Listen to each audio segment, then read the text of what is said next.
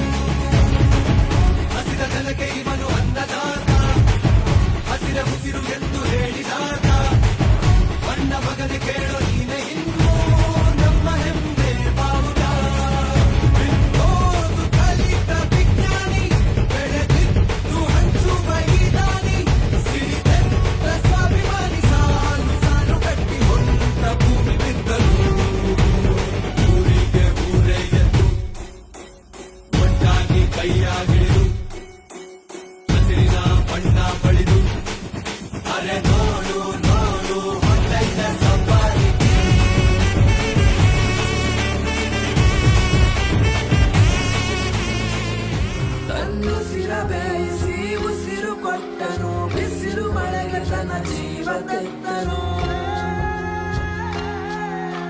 ನೀರು ಇಲ್ಲದೆ ನೆರಳು ಇಲ್ಲದೆ ಬೆಳಗ್ಗೆ ಕಾಯುತ್ತಾ ಸೂರು ಬಿಟ್ಟನು.